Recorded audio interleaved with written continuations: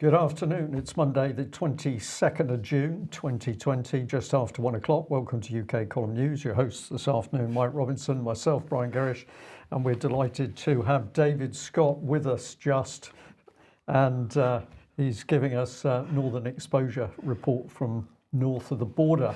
Well, straight on to a very slick-looking Boris Johnson. Yeah, okay. This is a little bit out of date. The video clip, but anyway, he doesn't looking not quite as dapper anymore.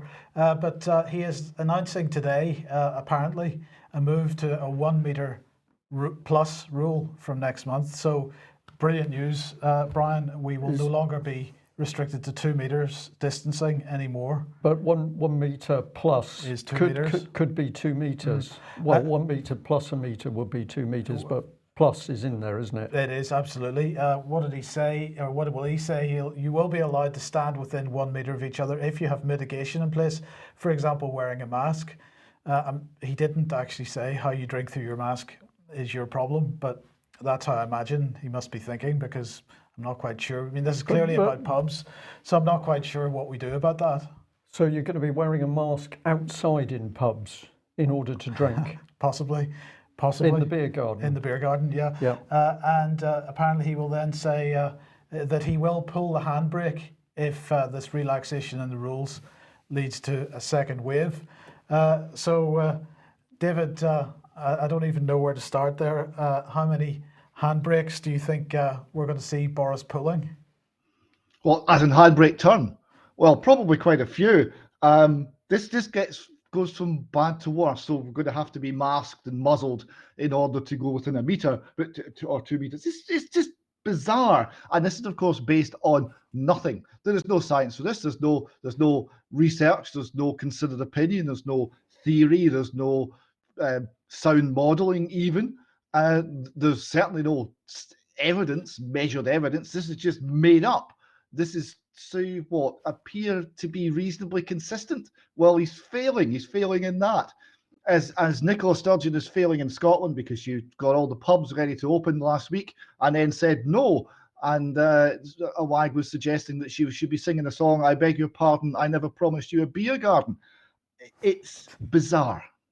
Well, it gets better because HM Treasury is considering a temporary cut in VAT to help the tourist and hospitality sectors with their recovery from the shutdown. Despite this, Rishi will have to consider deferred tax rises in the budget, according to the Treasury, if we are to repair public finances. That's fantastic stuff. Let's move on to this then. What else? Another announcement here. Matt Hancock is announcing saliva testing. This is fantastic stuff. Many people have been querying having to shove swabs halfway down towards your stomach and also halfway into your brain in order to run the COVID tests. Since we're apparently infecting each other by speaking in the general direction of other people, many people asking why saliva testing wasn't sufficient, but apparently it is now going to be sufficient. So this is being trialled in Southampton. And 14,000 key workers, doctors, families, nurses' families, and so on, are going to try the test. It's been set up by a company called Chronomics, which is a company set up by scientists from Oxford, Cambridge, and University College London. So weekly tests can be completed by transferring saliva to a sample pot. So there you go. Isn't that called a spittoon? Yes, it is. But let's come on then to the other piece of COVID news today. That's from Alex Sharma, who's the business secretary, who's saying he's going to amend the Enterprise Act to prevent the takeover of critical businesses by foreign interests. So they want to make sure that anybody that's making critical stuff like masks or whatever can't be bought up by nasty foreigners because that would be risky to national security. But we are still rolling out 5G with Chinese companies, Huawei and so on. Okay, we'll come on to that. I just wanted to remark that you've got Matt Hancock there on screen, you've got Alex Sharma. These men have had their hair cut. No. But in fairness, those aren't necessarily up-to-date photographs. Oh, but I've been checking. Some of these people, and they are having somebody somewhere is cutting their hair. But of course, we know that the coronavirus is very, very dangerous in barbers and hairdressers. Absolutely. Well, David, you were giving some people a hard time earlier. Let's come on to this in the Mail on Sunday. This is Lord Sumption. These people have no idea what they're doing. Ex-Supreme Court Judge Lord Jonathan Sumption gives a devastating verdict of our political leaders' handling of the crisis, and he talks about Plan A, which is March the 3rd, concentrating on ensuring provision of medical and other essential services, relied on advice and guidance to the public, not coercion. The government stood out against the authoritarian and indiscriminate measures which were being applied in Italy and later in other European countries. Then they went to Plan B, an abrupt U-turn on March the 18th. And he's making the point that March 20th, pubs, cafes, restaurants were added to the closure of schools, and then a full lockdown on the evening of March the 23rd, and then Plan C, which was unveiled on the 10th of May. They forgot all about that, apparently. By then, the NHS had caught up, mainly as a result of the government's one undoubted achievement, namely the rapid increase of the country's critical care capacity. Now, this is the one area where I would disagree with them because, of course, it seems to me, and you may have a different view, but you can comment on that in a second. It seems to me that the reason that the NHS caught up was because they shut down every other service other than the COVID service. It wasn't so much that they expanded the country's capability; it's they shut down the rest of the country's capability, and then. He goes on to Plan D, announced on the 10th of June, which involves a general return to work. But in many areas, that return was stymied, he says, by the government's 2-metre physical distancing rule. And then finally, he says there's the ultimate absurdity of the quarantine. And so this was his general thrust.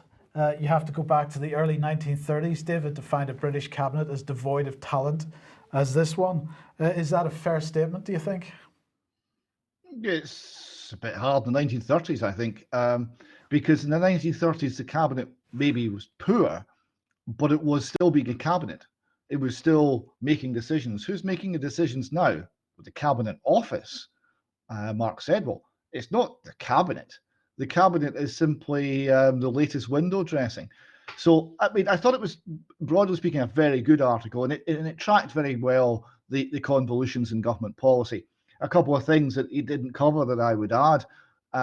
Scientists were making decisions, and he was describing how the scientists were hedging their bets essentially, and the politicians were failing to make political decisions and weigh up economic consequences and things, all of which is true. But what he didn't cover was the failure in science of any obligation to existential truth. Right, and I would recommend anyone who's interested in that to read this little book, Not Even Trying, The Corruption of Real Science. And also, he's not covering the political bias of the scientists involved, because these are political decisions. They have a worldview, and no one's actually questioning that. It's viewed as though science is somehow above that, when it's clearly not. So there are even more problems than Lord Sumption was covering. Yes, I find it a bit interesting, and tell me what you think here, that what we seem to be seeing, what he's referencing there, isn't so much poor decision making as absolute chaos within the corridors of power. And we're seeing that on the Trump side of the Atlantic as well, with him in his executive role and his administration, which seems to be largely doing things different to what he wants to do. And so we're seeing what apparently bad results coming as a result of that. Is it fair to suggest that there's a similar process going on this side of the Atlantic? It's very difficult to know, but you could well be right. Chaos, yes, it looks chaotic. Is there a plan? Are we being manipulated? Is the chaos simply to get a particular reaction from the public? That could be, because we know they've used fear, and we know that they've talked in the past about creative chaos. It looks chaotic. Is it really? No, probably. So let's move on to north of the border and COVID news from up there. Remind us who Devi Sridhar is. Well, Devi Sridhar is an advisor, scientific advisor to the Scottish Government, and we covered this in News Extra last week, and because we received a tip that Nicola Sturgeon would do nothing without this woman's say-so, and that really she was the person who was actually running COVID policy in Scotland for all practical purposes. Now, she put out this little tweet. If COVID-19 numbers can be brought low enough in Scotland, then schools could reopen as normally as possible. Now, this was contrary to the stated opinion of the Scottish government, right? And a unionist commentator here said, "Can we have Miss Sheedar doing the daily press conferences? It would be nice. It'd be a nice change if they were hosted by someone who knows what they're talking about." And I said, I would predict this will very soon be the policy of Nicola Sturgeon. This prediction turned out to be highly accurate, because about 45 minutes later, Nicola tweeted the following. She tweeted, "Right now we must plan for a school model based on physical distance, but as Devi Sheedar says, if we can suppress the virus sufficiently and have other measures in place, near normality may be possible." So there we go, called it. Now, later on, though, this obviously created a little bit of a storm politically. So later on, Devi Sheedar came on again, and she said, "Nicola Sturgeon and I are completely aligned, and I support her cautious approach to easing the lockdown and reopening schools." And Ruth Davidson, the Conservative MSP, suggested that someone got a hairdryer treatment over the phone. This must have been pretty much on target, because it didn't go down well with Nicola at all, who tweeted out untrue, but more importantly, utterly disgraceful, to suggest that a highly respected expert, who I suspect has more integrity in her wee finger than some have overall, would be susceptible to that. So it's clear that Nicola really rates this woman. She's highly respected. And the last slide there, we say, well, who's actually running COVID policy in Scotland? Well, there's Devi Sheedar with her co-author, speaking at the Blavatnik School of Government. And that co-author is, of course, Chelsea Clinton. And Devi's also in first name terms with Melinda Gates. So who's running our policy? It's not Nicola Sturgeon. It's the tax-exempt foundations. It's Bill and Melinda Gates. It's the Clinton Foundation. It's Wellcome Trust. And all of these influences via the scientific advisors, and the politicians, they're window dressing. Absolutely. They're the puppets. They're the puppets. I'd like to just bring viewers and listeners back really to Friday, excellent UK column news on Friday, which started out with this graphic, which was talked through, but we had a look at, or you did, Mike, with Patrick Henningsen. You had a look through this strange virus that was so contradictory, because it didn't really thrive in corporate supermarkets, but it did in local market stalls. It didn't really go into Marks and Spencer's, but it did go into independent shops. Bank tellers, they were okay, but dentists, hairstylists, very dangerous indeed. Takeaway coffee cups were okay, but banknotes were covered in the virus. So this little table here shows the sheer madness that was being pushed at the public. And I'm going to say very strongly, we've got chaos, but this is orchestrated chaos. This is deliberately created confusion and chaos. And why are they doing that? To be able to control the minds of the public. So let's just have a look at how this chaotic policy affects people. And this is, I'm going to say, anecdotal, but it's real reporting from members of the public. So we had this report about a member of the public who made a visit into a care home for the elderly. And this is what they had to say. I'll do it very quickly, and then maybe we can just ask a couple of questions. There were many COVID-19 warning notices. The main entrance to the building was closed. The new entrance, the COVID entrance, was via the tradesman's entrance. Authorised visits were limited to 30 minutes. You entered into the inner lobby of the tradesman's entrance. You were provided with a face mask, latex gloves and a plastic apron. You were escorted by staff to your relation in their own room. Then time's up, the staff come to collect you. You're instructed to leave the mask, gloves and apron in the waste bin of the resident's room, and then you're walked back through the same corridors to the lobby and exit. Do you see anything wrong with that, Mike? Would it not have been more sensible to put the mask, gloves and apron in a bin at the exit?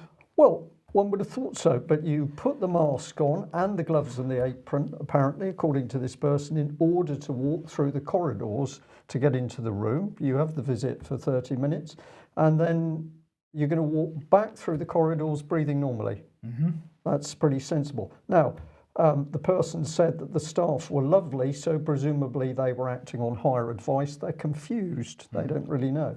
Well, we got this one. This is a report made by an NHS professional in a major hospital. We know that visits to patients are important and for some comprise a key part, that should be a key part of their recovery, but we have no real idea when COVID-19 restrictions will be lifted and normal visiting will take place. The advice we get within the NHS is vague, contradictory, and keeps changing. We think maybe towards the end of July, but we just can't say. Yes, we have considered visits in the open air, but we can't get confirmation that this will be permitted. They don't know how to get out. They don't know how to get out of lockdown and to save face. And that last one, I think, was aimed at the politicians rather than higher levels of the NHS. But David, very quickly, we've got a chaotic policy coming from the government. I'm sure that Lord Sumpton would say, oh, conspiracy theory or cock up. I prefer to think it would be cock up. Well, I prefer to think that what we've got here is actually a political conspiracy, and this is adversely impacting on people's minds. There's no question of it. Oh yes, you see it every day. You see the people who are reacting to their neighbours as though they are a threat. It's been very profoundly affecting people's minds, and the fact that also everything is centrally controlled. So you've got doctors, nurses, well-trained, thoughtful, intelligent people, we would assume, that with who are well motivated. They're not allowed to make any of these decisions. It must come from on high. Everyone must do the same. So part of the lesson is don't trust your neighbours. The other part of the lesson is do what the state says. You must comply. Indeed.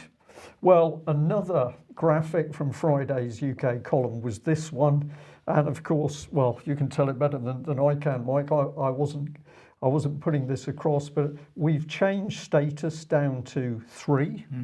So that says the virus is contained, R is less than 1, partial lifting of the lockdown. But actually what's going on at the moment is what should be happening in status 2, where we're opening shops and offices. So if we ask a question, what state are we in? I'm going to say the state we're in is organised chaos. That's what the agenda is. But of course, as this government graphic shows, where is it headed? It's heading to a vaccine, and there's going to be a bit more on that in the next few minutes. But let's have a look at the effect on the population, and I've brought in that wonderful little virus Corona that you showed. We'll animate Corona in a minute. Corona's the naughty virus top right on your screen. But let's have a look at people. We've got people who are fearful, COVID fearful. They're frightened for themselves and the family. They believe the government and the mainstream media. They've adopted all the government's advice, social distancing, masks, shunning social contact. And as you've said, David, they're hostile to others who don't follow this advice. So that's one group we can see. We can see the COVID confused. They've got a bit of fear for themselves and their family, and they're playing it safe. They've adopted some of the policy, but they're less hostile to others who take a different view, and they're unconvinced by some of the things. So we're going to call them the COVID confused people. Then we've got the COVID skeptics. Well, they're generally applying their own reasoning and common sense to COVID advice, and they're seeing some of the errors and inconsistencies, missing common sense. They're adopting some of the precautions because basically they're law-abiding people and they want to do what's right. And they're also doing it to save face, but they're skeptical. We've got the COVID unconvinced people. So they're not fearful of this virus. They understand some of the real statistics and the risks of normal winter virus. They're unconvinced of government warnings and advice, but they're doing their own thing. They're getting on with life. Watching what's happening, generally unconvinced. Then we've got the parody brigade. Well, they're looking at it, they're following gut feeling, they're saying this is complete and utter nonsense, and they think the whole thing is a joke. They think the government's a joke, they think the advice is a joke, and the MPs are silly, and there's no full analysis beyond that. They're just laughing at what's going on, and really it's all a bit of nonsense. And then we get down to what we'll call the COVID exposers. So they're actually following the thing, analysing it, exposing the errors and inconsistencies, the deceit in government, the claims, the statistics and the policy, and they're warning of a deeper agenda, and they're challenging things. And I think this is a very interesting section of society, and I hope we're amongst that group of people, Mike. But let's look at how that animated virus, corona, responds to this group of people. Well, of course, all the people who are fearful of this virus policy, he's thriving, he's winning. If you're confused, this virus policy is winning. If you're skeptical, the virus is winning. If you're unconvinced, the virus is winning. It's only if you're starting to laugh at it that that virus can't thrive. And if you're exposing it, it's certainly not going to thrive. So I'm going to say that if you can see that you fall into one of those categories, you can get some measure of what really you need to be thinking about and doing if we are going to seriously challenging this deeply flawed government policy over COVID-19. Now, there's clearly quite a bit of concern amongst some sections of society about the challenging that's going on to the mainstream narrative. So let's have a look at FTI Consulting here. They've published a report today, The Real World Effects of Fake News, the Spread of Anti-Vaccination Information, Misinformation on Social Media, Implications for Public Health, and the Global Fight Against COVID-19. So they're saying that the proliferation of anti-vaccination information on social media has statistically significant relationship with vaccination coverage, i.e. with parents' decisions to vaccinate their children, and that this relationship is not explained by the various confounding factors. In other words, it appears to be a causal relationship.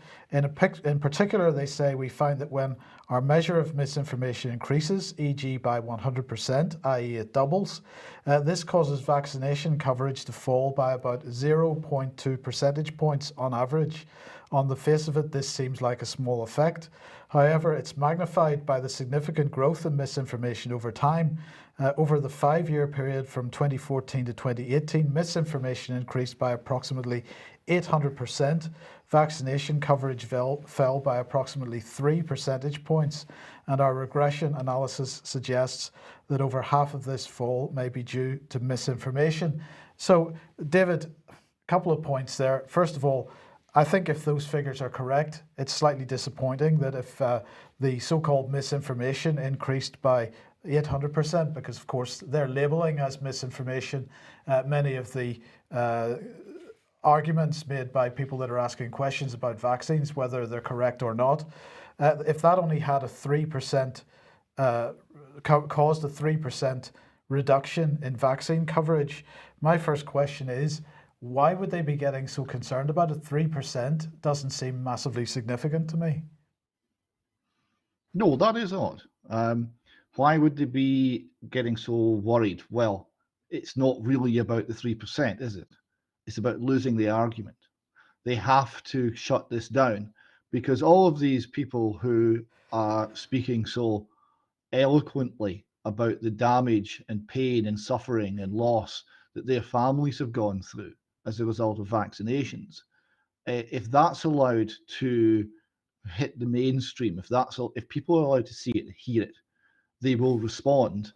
And there is no argument. Clearly, the problem is these people must be silenced because the pro-vaccine lobby do not have an argument that can overcome what they're saying.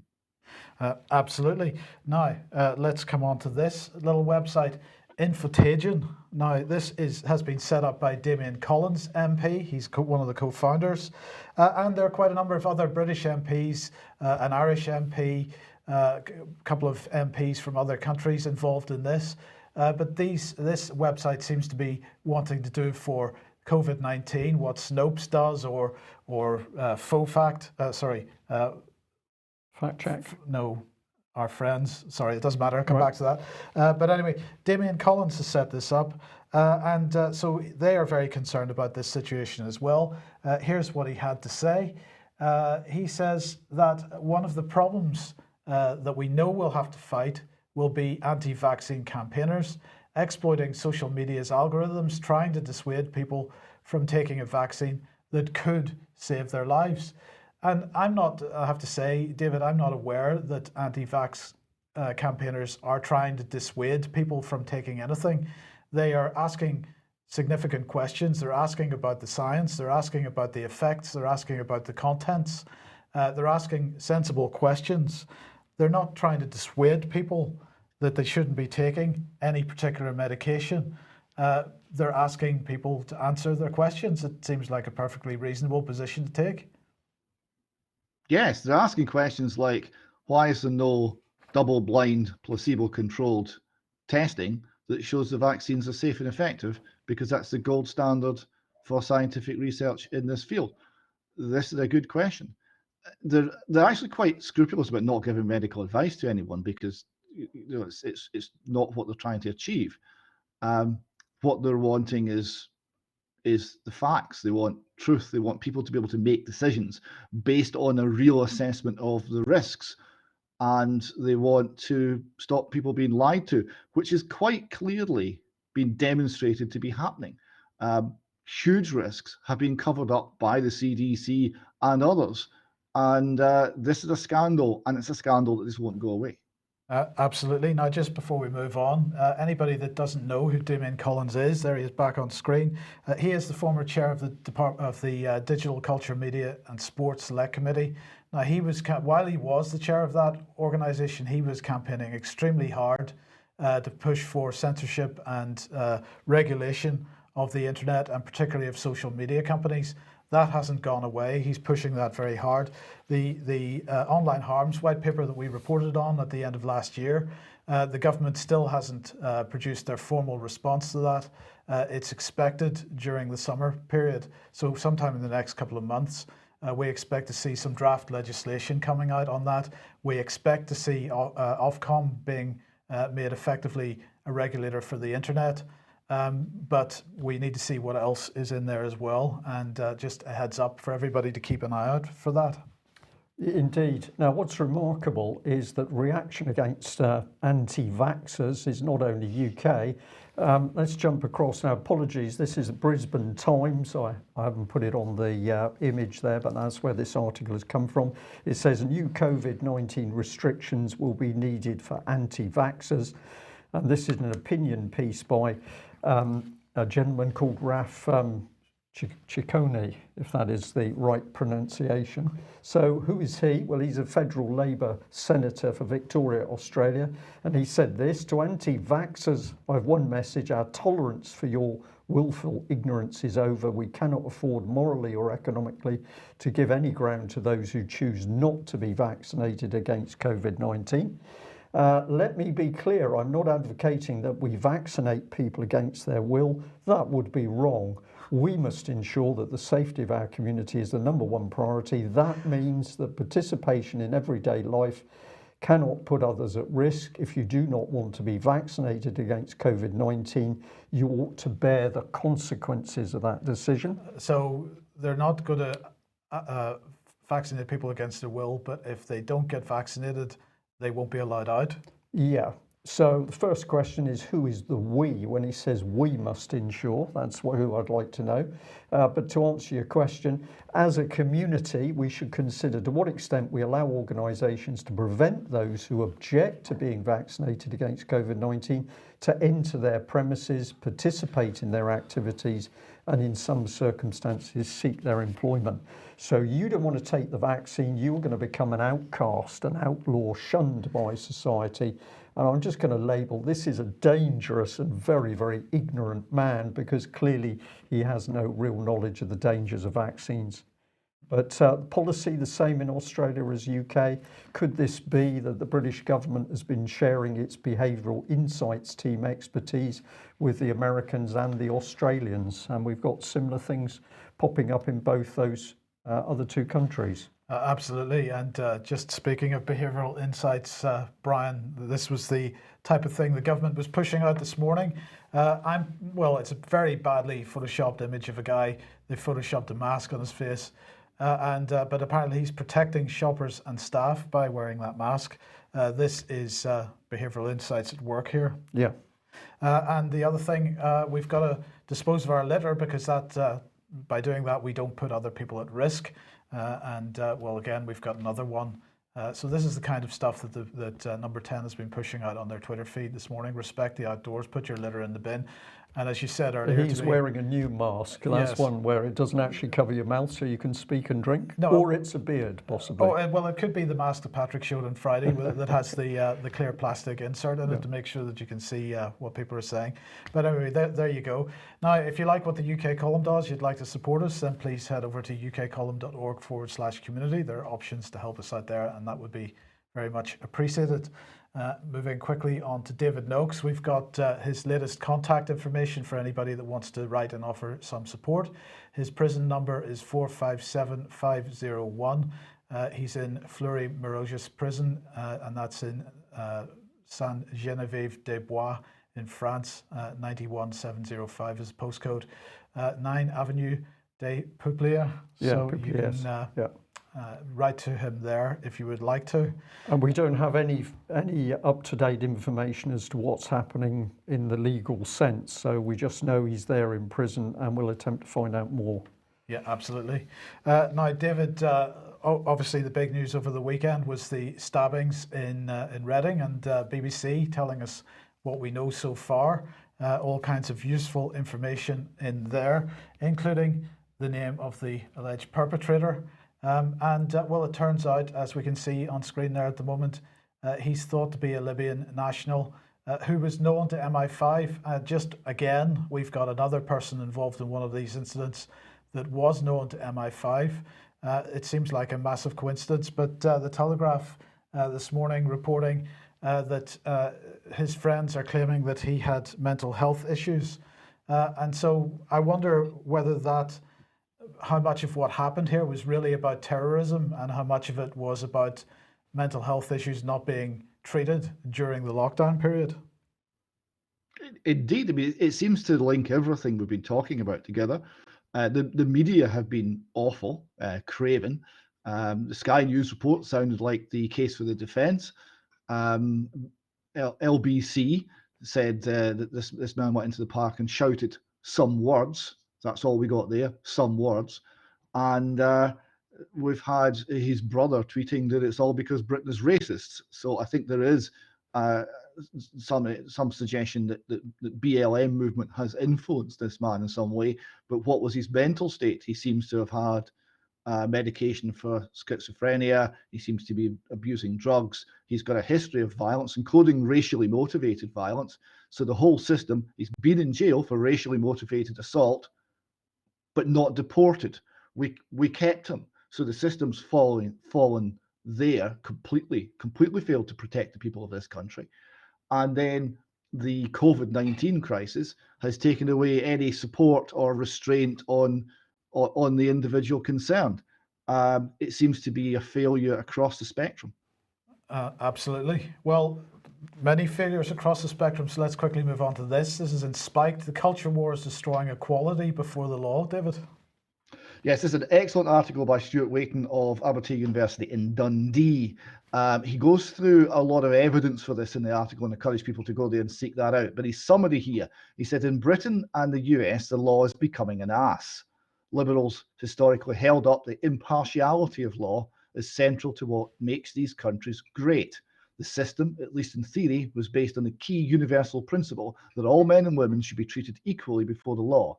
Today, this has been torn to shreds as the culture war is incorporated into legal and police practice, making a mockery of the most basic principles of law. That is spot on from Stuart Waiton, and a very key and important issue.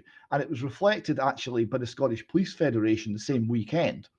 Now they're looking at disturbances in George Square in Glasgow, and they put out a letter. This is essentially the trade union for police officers in Scotland, They put out a letter. It said, when our politicians fail to condemn the actions of those who defy the law, we cannot be surprised that it is increasingly difficult for police officers to enforce the law.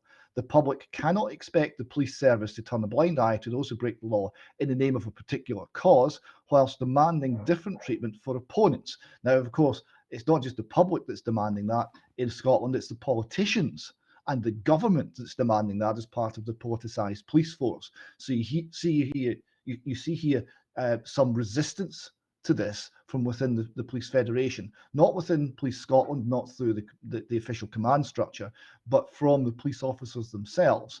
They are seeing the impossibility of facing the public under these circumstances. Absolutely. Well, look, we're going to come on to more Black Lives Matters issues in a second, but before we do that, let's just mention this, because a man in Scotland apparently has been convicted of calling his ex-girlfriend's boyfriend a leprechaun, an Irish man, of course. Now, I can't imagine that I would feel any way offended by that if somebody was to call me that. But David, how do you end up being prosecuted for this? Well, everything in Scotland's now possible. You can be prosecuted for telling a joke against the Nazis. That's prosecutable. And here, yes, he called this man a leprechaun, and that was viewed as racially aggravated and malicious communication, and he was fined for this.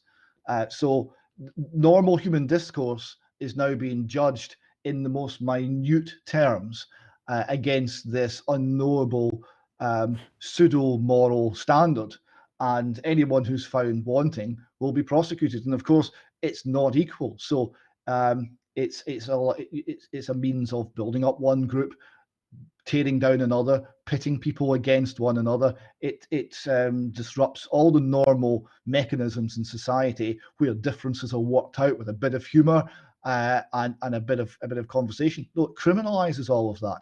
It makes society a much more of a powder keg. David, this is cultural Marxism.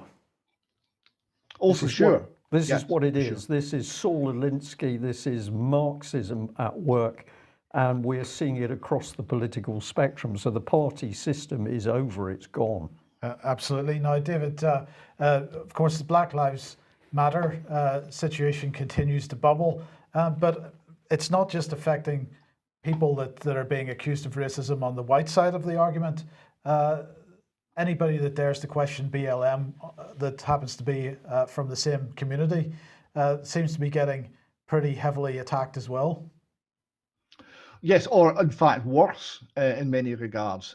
He's a journalist here, black journalist, and her name is Esther Kracue. Esther Kracue, conservative political commentator, and that's a clue as to why she's attacked. She's speaking up for the ability of British people to have pride and interest in discourse about their own history, and she's questioning the wisdom of Black Lives Matter with their anti-capitalist, anti-society, anti-police, anti-family agenda. And good on her. How did they respond? Well, she received the worst racial abuse she had ever had in her life, including someone suggesting that they hoped she would be barren. So that's the nature of Black Lives Matter. It's nothing about Black Lives Mattering. It's something else entirely. Absolutely. Now, we're very close to being out of time here, so we'll run through a couple of these very quickly. But Peter Hitchens was writing in the Mail at the weekend, having received some intimidation. Is it fair to call it that? Well, he didn't think so, but he was certainly harassed by a large shouting crowd. He said, I've seen hamsters more intimidating than the mob who shouted at me, but what is frightening is their intolerance of all other opinion. And in this, of course, he's correct. So he wrote, yes, right, that's the headline. They had absolutely no desire to influence me or debate with me. I was an enemy, not an opponent.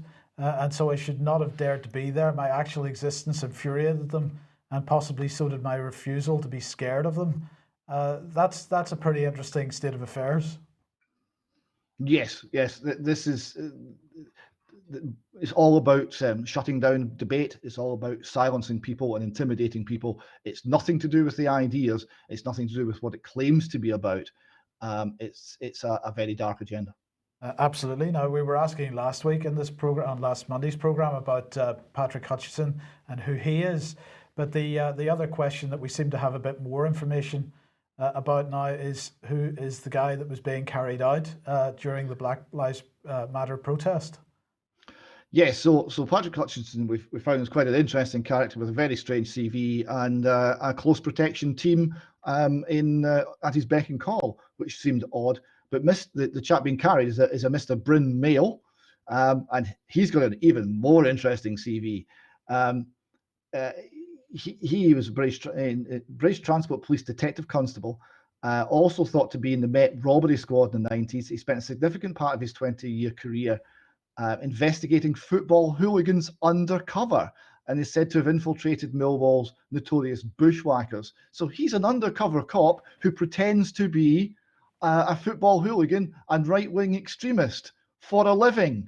And that's the guy that they pulled out. That's the man, this undercover cop who knows how to handle himself in crowded situations, in violent situations. That's the man who blundered in there in the middle of a BLM crowd and shouted an obscenity and got himself beat up.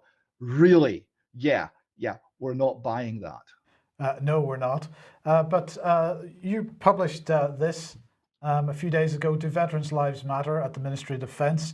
Just remind us why you did this. Well, in fact, the Daily Mail, when did you publish this? This was on the 17th of June. The Daily Mail finally caught up on the 22nd of June with this piece, Andrew Pearce, top mandarin at Ministry of Defence in Black Lives Matter controversy. Just remind us what he had done. Well, he'd sent an email around encouraging all of the positive things towards BAME, encouraging more recruitment and retention of ethnic minority people within the Ministry of Defence, and generally putting forward the diversity agenda. And he'd finished this hashtag Black Lives Matter, and he'd also been tweeting out hashtag Black Lives Matter, and he was then questioned not only by us, I think by lots of people, about, well, that means you support Black Lives Matter, but they're anti-British, and anti the society that we're in, anti-family, anti-capitalist. Why is the head civil servant running the Ministry of Defence supporting them? Well, that's a good question. He then took part in a was it a teleconference of some kind? Yeah, it's a teleconference. This may have to wait until extra time. I'm not sure if we have time to play it just now. We'll play it because it's only a minute, but we'll play it. But just set it up for us. Well, this was a discussion within the Ministry of Defence for an audience more broadly within the Ministry of Defence, and when it came to him, he immediately took up this thing. Well, what about Black Lives Matter and what he'd been doing to promote them? And there was, well, shall we say, the sound of backtracking was loud in the land. Well, I'm going to open up by coming to Stephen first. Stephen, there's quite a lot of questions on the Slido to do with defence and the Black Lives Matter movement and hashtag, and I wonder whether you might want to comment on that and say anything else that you wanted to in opening today. Sure, yes, thanks very much, Siobhan. Just to take the Black Lives Matter point first up, when I republish or retweet the Black Lives Matter words, that what I'm doing when I say that is supporting the three words Black Lives Matter as a statement. It's not a political position whatsoever. It's not a gesture of support for any particular organisation. It is about the general principle of recognising that at the moment there is a problem that we as a society sort of kind of need to fix, and I would assume that people would take it in that spirit, and if they don't, well, that this is the opportunity for me to put that point of view and put the record straight on that, and also for, I hope, that particular issue to be put to bed. Yes, just astonishing. You put the hashtag you're supporting Black Lives Matter from an official position. He's nailed his colours to the mast, and then I didn't really know what I was doing. Yeah, he can't be that naive, David. He's not Well, naive. He's been caught with his pants down, isn't Yeah. he? That's what's happened to him.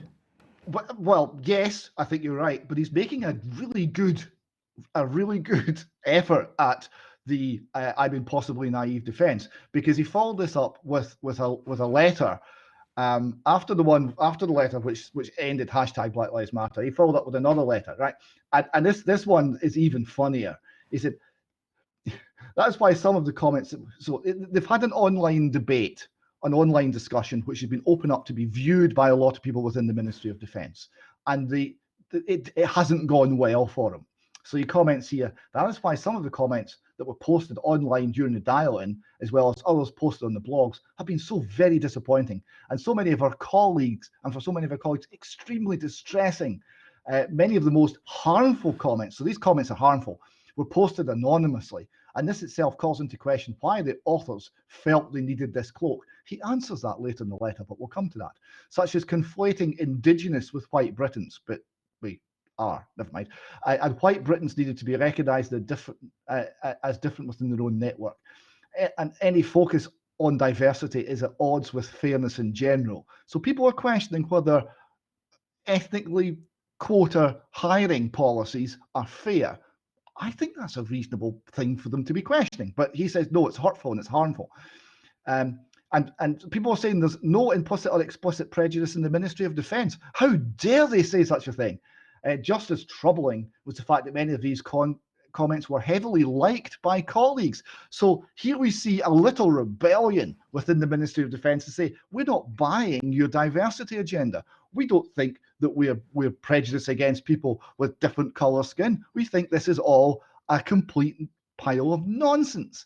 So he's not happy about this. He goes on that if it is clear who's been making offensive or discriminatory remarks, there will be disciplinary action. Why do you think the comments might have been anonymous? I don't know. We must have a department where everyone, regardless of background, feels safe to give their best self and the best efforts and the skills properly recognised and their individuality and experience respected. That is, unless you think that the department is not biased, in which case you are a problem, you are harmful, and you will be disciplined. Now, on the surface of it, this is written by a man who appears to be stupid. Right? Now, I actually don't think he's stupid. I'm sure he's got a very good degree from Oxbridge. And the question is, why does it come across as so contradictory, self-contradictory, incoherent, and laughably bad? This is the man running all of the civil service within the Ministry of Defence. He cannot put a letter together that actually makes any coherent sense. There must be a reason for this. And I don't think it's stupidity. I think it's worse than that. Well, I'll propose a reason for this, because the policy that they're wanting to push is one of positive discrimination. Now, what happens when you push a policy of positive discrimination is that you put people who are not qualified into positions just in order to make up a quota on whatever minority it happens to be, whether it's Protestant, Catholic, as in Northern Ireland, or black, white, or whatever it happens to be. You put people that have not had the relevant experience, haven't got the relevant qualifications into a position in order to make up the numbers. Now, we've seen what happens when this happens with a common purpose trained person, for example. We've seen it with our friend in the Metropolitan Police. What's her name? Cressida Dick. Because she ends up, well, we saw what happened to de Menezes whenever she ran that particular operation, is the word I'm thinking of. And we've seen many other similar types of situations with people that have been put in charge of, for example, border control and so on, that are really unqualified for the job, but because there's some positive discrimination to get them into that job, to make up the numbers, or in the common purpose case, to build the networks of common purpose people in the right places, we end up in tears. And positive discrimination, when it's done for religious or racial reasons, ends up increasing the divide between people as Yeah. well. So it doesn't work, David. And I would suggest that's the reason that he wants to push it so hard. Yes, it destroys an organization. And of course, the organization is busy destroying and pushing this bizarre policy into is one that's meant to be defending the country, which is quite an important job. You think the people in charge would be more responsible. Yes. I think we should leave it there. I think we should, which is a little bit of a shame because there's some really good material, but we'll introduce it into the news on Wednesday. So we'll leave it there. David, thank you very much for joining us. Troubled times for UK, and if you're watching or listening from overseas, of course, we've now got a government of occupation in UK who is really running the country. Well, it's clearly not being done through the Conservative Party. It's being done through a completely different cabal connected with the Cabinet Office, and obviously a lot more research needs to go into that. We'll leave it there. Thanks very much for joining us. Bye-bye.